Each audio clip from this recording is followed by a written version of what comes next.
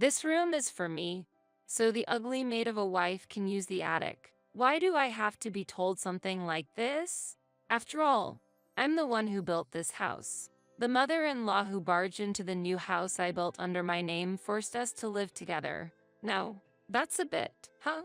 You dare talk back to me? Unbelievable. Normally, you should just give it up without saying anything to me, your mother-in-law. No way. Normally, you wouldn't just give it up, especially not to you, who has been tormenting me as a daughter-in-law. Then, my mother-in-law and I continued to argue for a while, but it gradually became troublesome. If you're willing to live in the attic, just hurry up and say you'll give me this house. Stupid, ugly wife. At that remark from my mother-in-law, my patience finally snapped. Enough with the ugly and maid stuff. If you're going to say that much, I understand. Huh. All right, then. Mother-in-law, please live in this house. I'll leave. If you had just obeyed what I said from the start, it would have been better. Well, I'll be living in this house now. Hearing that I was leaving, my mother-in-law was overjoyed. She can be happy for now. But let me say this. I have never once said I'll give up the house. The ownership of this house is mine after all. I will never forgive you, who has tormented me so much as a daughter-in-law. When I left the house, I swore in my heart to take revenge on my mother-in-law. My name is Faith. I married Peter, who is the same age as me and works at a car dealership, 4 years ago. Faith, do you ever think about wanting a home of your own? Well, yeah, but we haven't saved up enough money yet, right? I wish I could earn more. I work as a designer at a major advertising agency, but we still couldn't afford to buy a house. While living in a cheap apartment, we spent our days dreaming of building our own home someday. Our relationship is good and we rarely fight. However, Peter's mother, my mother-in-law, and I have the worst relationship. You're Peter's spouse. You seem to have an unlucky face. I wonder what Peter saw in someone like you? Ha ha ha. I still remember what my mother-in-law said to me when I first met her during our marriage introduction. All I could do at that time was give a wry smile and just endure as time passed. Listen, I've never been short of money. My husband has passed away, but he was a director at a company. We got a substantial amount of severance pay. Envious, aren't you? Hey, stop it. It's embarrassing. You don't need to brag like that. It's the truth, so it's fine. I came from a wealthy family, and we even had a maid. Oh, since we're on the topic, how about you work as a maid at my house? No, thank you. I'd rather not. This is the first time I've met someone who brags so much about being wealthy. From the way my mother-in-law talks, she must have been quite rich. But Peter doesn't usually talk about such things. He probably grew up seeing his mother and decided he didn't want to be like that. Hey, what's up? You're zoning out. Oh, sorry. I just got lost in thought about the past. While talking about money with my husband, I inadvertently remembered meeting my mother-in-law. I should stop thinking about my mother-in-law too much. Our apartment and my in-law's house are about a 30-minute walk apart, but I guess my husband keeps things under control. My mother-in-law doesn't visit us very often. We meet a few times a year, and that's completely fine. I thought as long as we keep a reasonable distance, there should be no harm to me. However, due to a certain incident, I ended up being terribly mistreated by my mother-in-law. It happened 6 months later. When I returned from work, my husband was sitting in a chair with a somber face. What's with that serious look? Peter, what's wrong? When I asked, my husband knelt down and started crying. I'm sorry. I'm really sorry. I've been fired from my job. What? But why? The company was involved in some wrongdoing, and it came to light. Because of that, profits fell, and they decided to downsize. And since my sales performance wasn't very good, I was also targeted. So, it's a layoff. I can't blame my husband for this. It can't be helped. We'll just have to find another place. But our income will decrease. Who knows when we'll be able to buy a home if we keep paying rent for the apartment. Yeah, that's true. But we have no choice but to try and cut back, right? Peter is right. From now on, my income will be the only reliable source. While I was wondering what to do, my husband suggested that we could live at his parents' house. Hey, you might not like this, but how about we ask my mom if we can live at my parents' house for a while? That way, we can save on rent. Indeed, that would save on rent and maybe even allow us to save a little bit of money. I guess it's a case of necessity. Honestly, I didn't want to live with my mother-in-law, but after discussing it with my husband, we decided to move to his parents' house. 1 week later, we moved out of our apartment and headed to my in-laws' house. Good to see you. Welcome. Thank you. We'll be in your care for a while. I met my mother-in-law after a long time and felt scared even though she hadn't done anything. Seeing me like that, my mother-in-law smirked. You're staying in this house, so you understand, right? Sorry. What do you mean? Well, it's obvious. You'll be doing the cleaning, laundry, and shopping, right?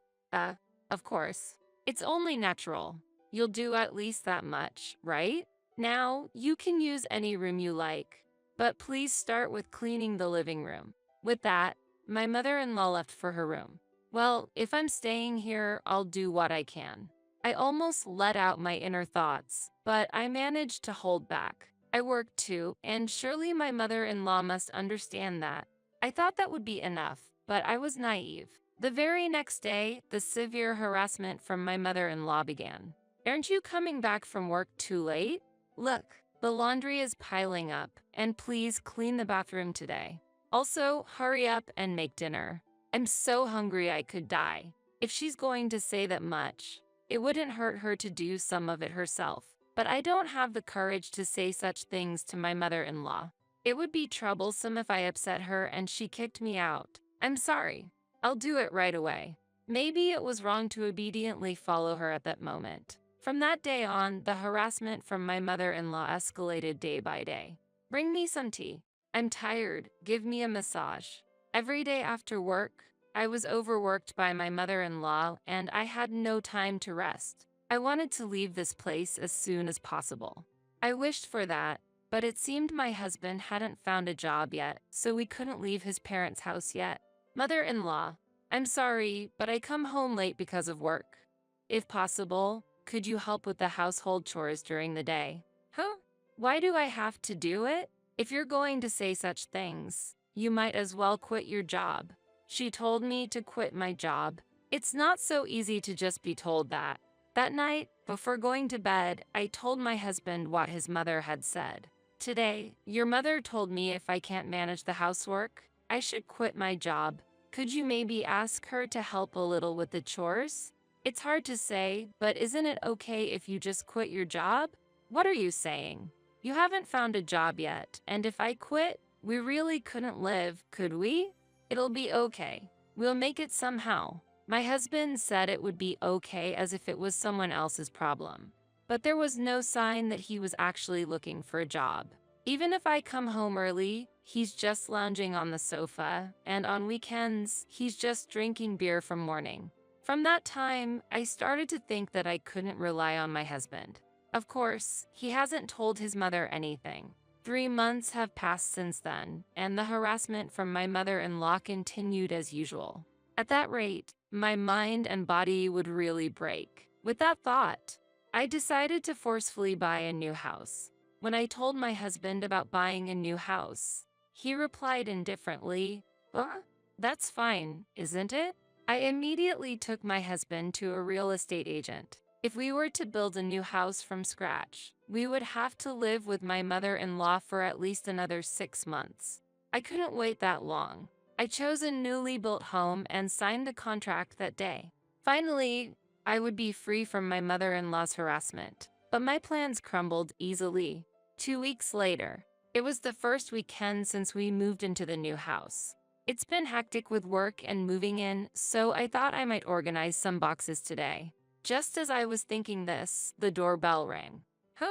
Who could it be since we've just moved in? Wondering who it could be, I checked the monitor of the intercom. What? Why? The monitor showed my mother-in-law. I hadn't given her the address. How did she know where we live? Feeling a sense of dread, I spoke to her through the intercom. Mother-in-law, it's been a while. What a nice house. I've come for a visit. Hurry up and open the door, will you? It's quite messy right now.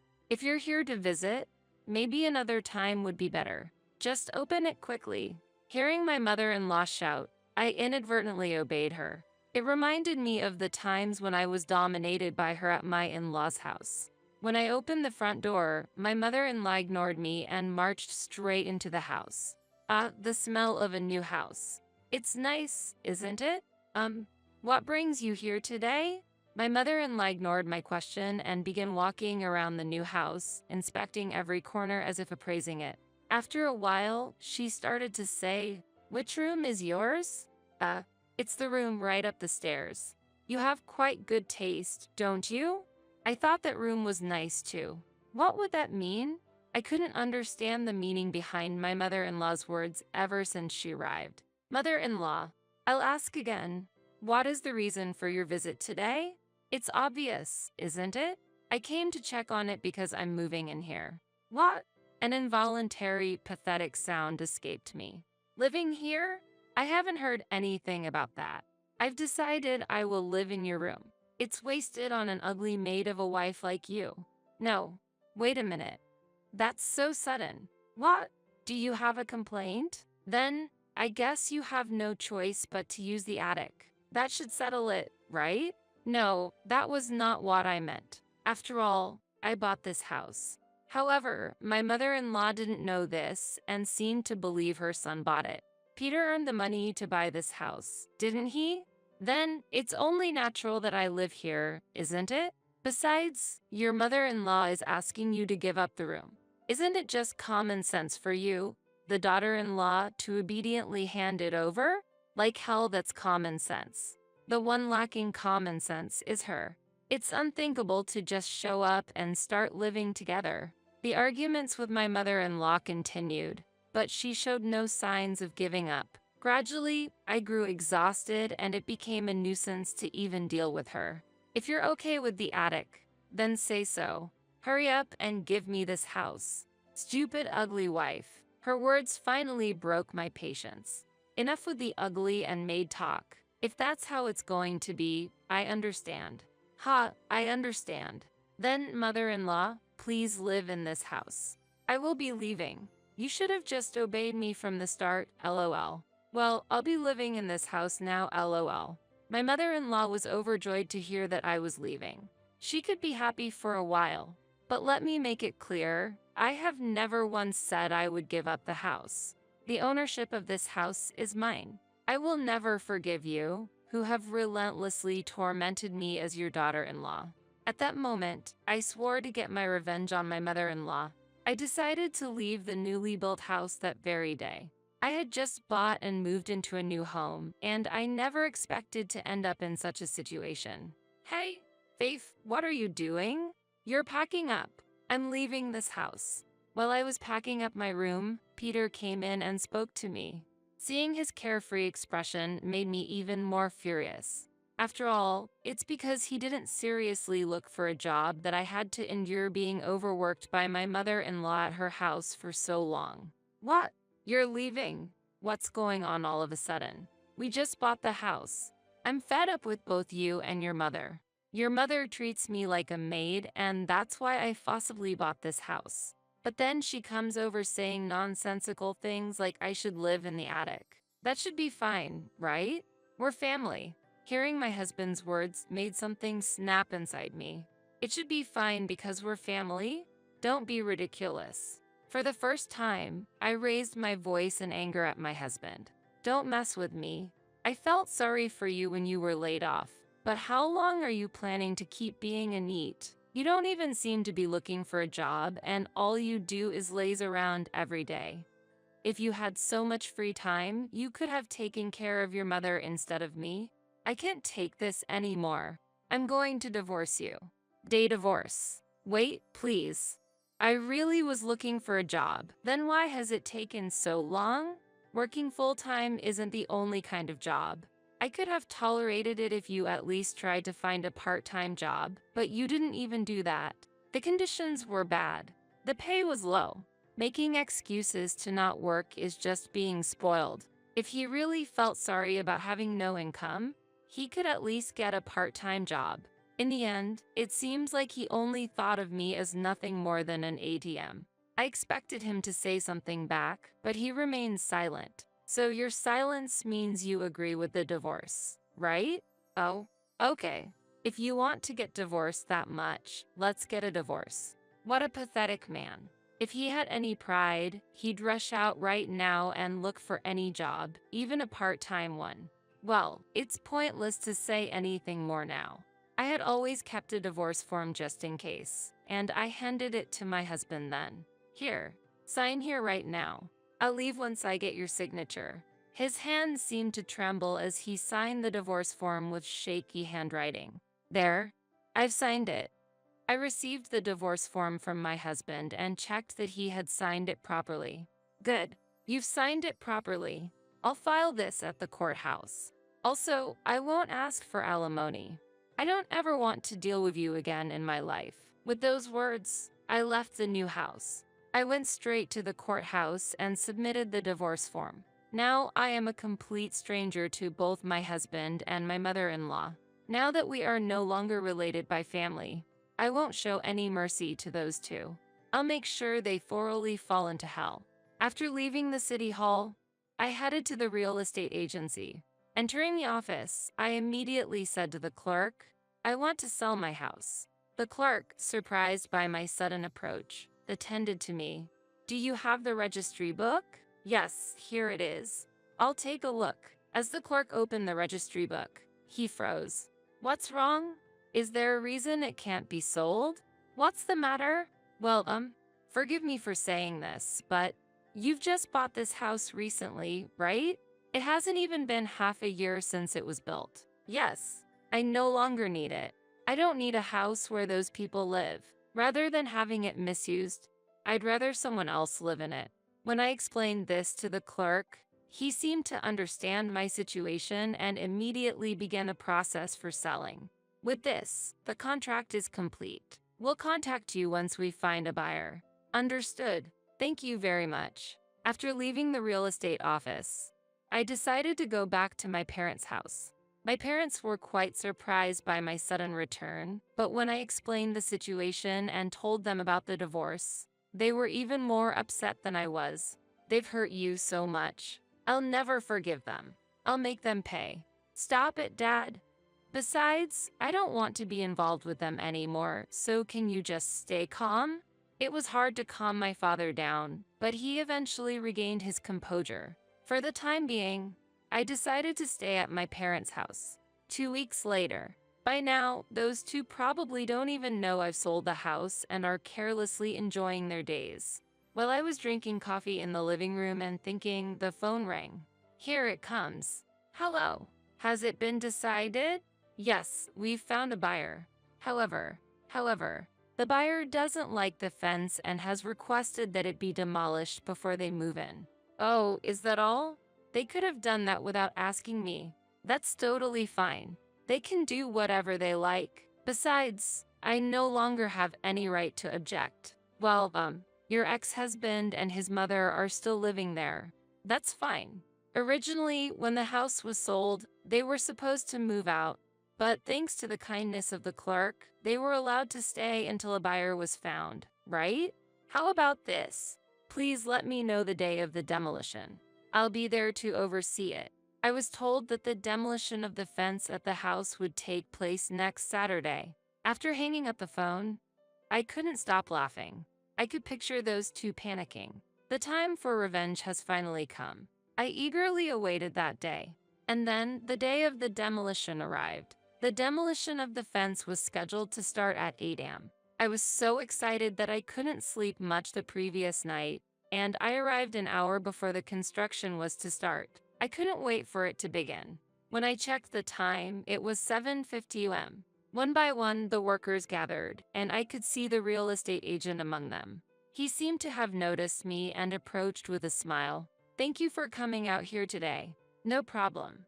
I've been looking forward to this. Looking forward to it? Never mind that. It's just something on my side. Don't worry. By the way, Are you sure we shouldn't inform the two people inside about the demolition? That's fine.